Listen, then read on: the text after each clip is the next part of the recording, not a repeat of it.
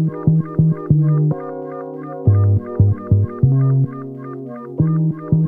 it up loud.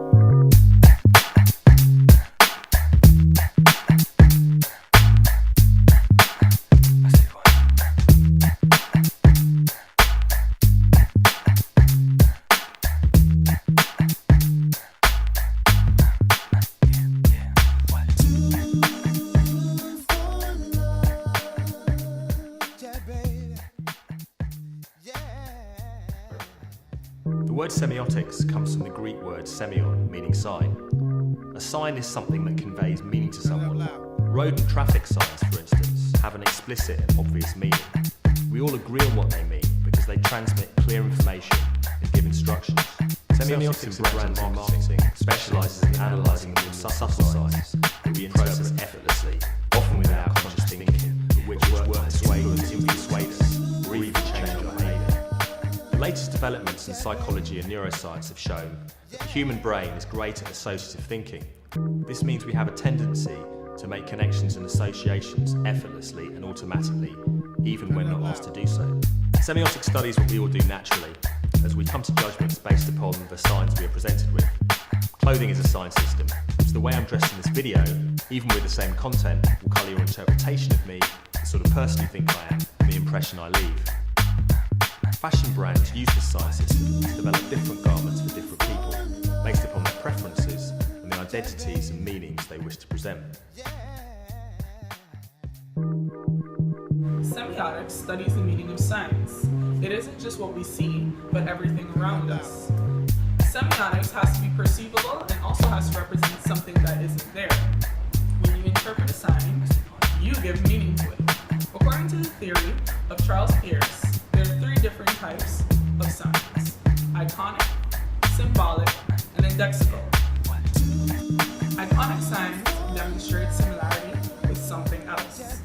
Indexical signs have a strong similarity to what it's referring to, and it's always specifically indicated. Symbolic signs now, they are more loosely related to the object, and it's based on cultural knowledge, your past experiences, rules, and customs. According to Roland Barthes, you can interpret signs on two levels: denotation and connotation.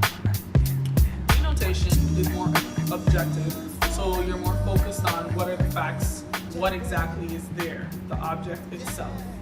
Connotation is more subjective, so it's based on your experiences and your knowledge and your interpretation of what it is it means. Connotation is more subjective and more opinion-based. So you're asking the question, what does it mean? The signs where connotation and denotation normally coincide are generally very strong and are emotions that are shared by many. The difference between these two theories is that Barthes explains more the psychological process of how you interpret a sign, and Peirce explains to you how a sign refers to an object. Turn it up loud.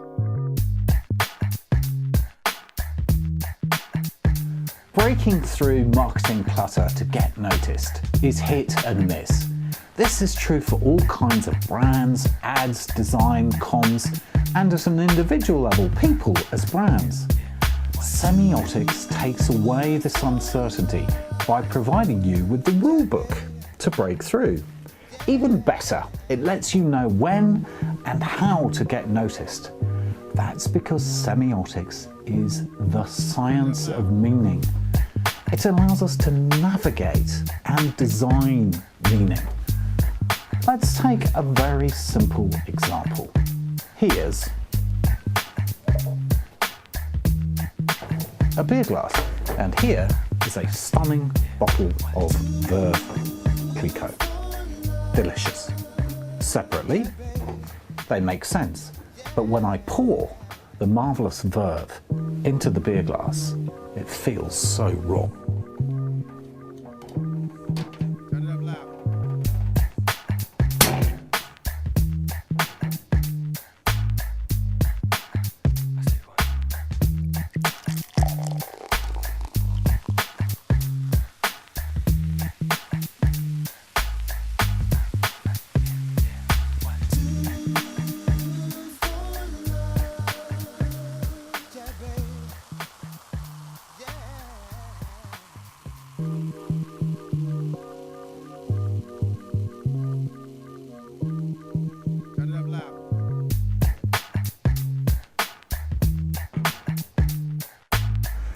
because I'm breaking a perfectly obvious yet unwritten rule about what kind of glass is used to drink champagne.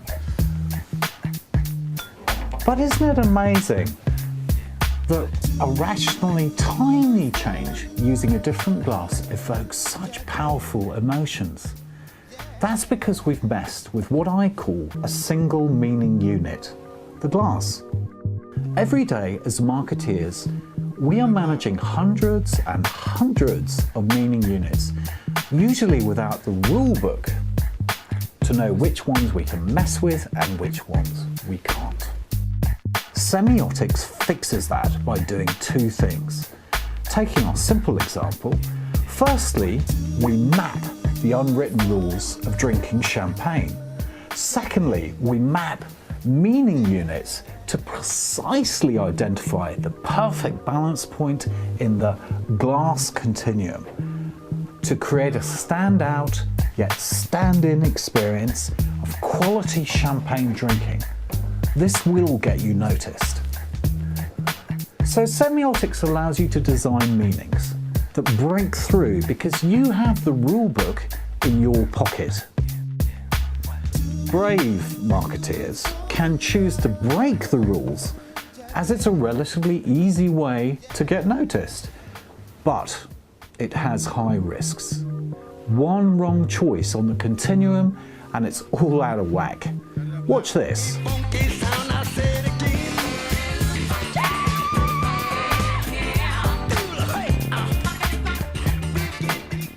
Imagine if I'd started this video looking like this. Sure, I'd be talked about, but my credibility would take a killing. Being wacky without relevance is just a waste of time, just with one tiny change of one semiotic meaning unit, lipstick. I'm in the wrong place on the semiotic expert continuum, just like we had the wrong glass for champagne.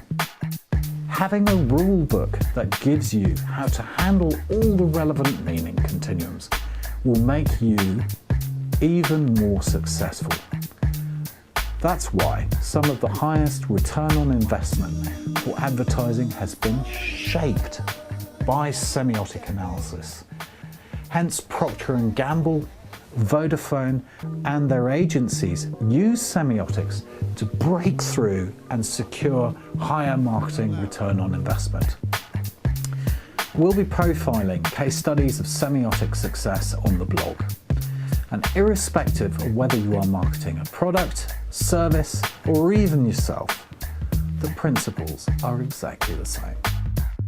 Get the rulebook of meaning in your pocket to break through. I very much look forward to beginning the conversation with you on semiotic analysis, and thank you for listening. Turn it up loud.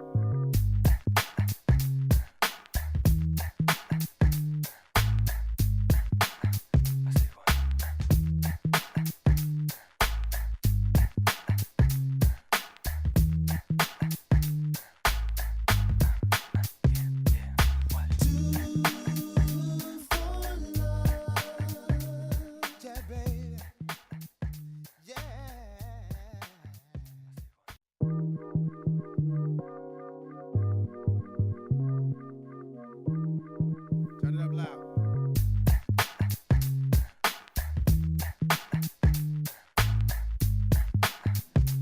Gestalt is a psychology term which means unified whole.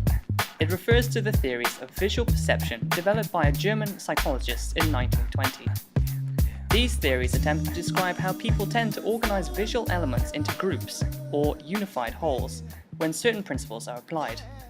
These principles are 1. Similarity. Similarity occurs when objects look similar to one another. People often perceive them as a group or a pattern.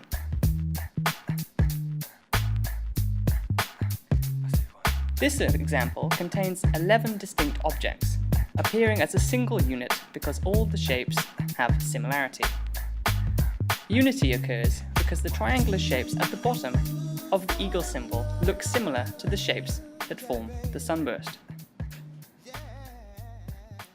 When similarity occurs, an object can be emphasized if it is dissimilar to the others. This is called anomaly. Turn it up loud. The figure on the far right becomes a focal point because it is dissimilar to the other shapes. 2. Continuation. Continuation occurs when the eye is compelled to move through one object and continue to another object. In this example, we see that continuation occurs because the viewer's eye will naturally flow in the line of a curve. The smooth flowing crossbar from the H leads the eye directly into the maple leaf. Turn it up loud. 3. Closure. Closure occurs when an object is incomplete or a space is not completely enclosed. If enough of the shape is indicated, people perceive the whole by filling the missing information. In this example we see, although the panda is not complete, enough is present for the eye to complete the shape. When the viewer's perception completes the shape, closure occurs. 4. Proximity. Proximity occurs when elements are placed close together. They tend to be perceived as a group. The 9 squares above are placed without proximity. They are perceived as separate shapes. When the squares are given close proximity, unity occurs. While they continue to be separate shapes, they are now perceived as one group. The 15 figures seen here form a unified whole, the shape of a tree, because of their proximity. 5. Figure and ground. The eye differentiates an object from its surrounding area. A form, silhouette, or shape is naturally perceived as a figure, object, while the surrounding area is perceived as ground, background. Balancing figure and ground can make perceiving an image clearer. Using unusual figure-ground relations can help add interest and subtlety to an image. Here we see that the word is clearly perceived as a figure with the surrounding white space around. In this image, the figure and ground relationships change as the eye perceives the form of shade or the silhouette of a face. This image uses complex figure-ground relationships which change upon perceiving leaves, water, and a tree trunk. Turn it up loud.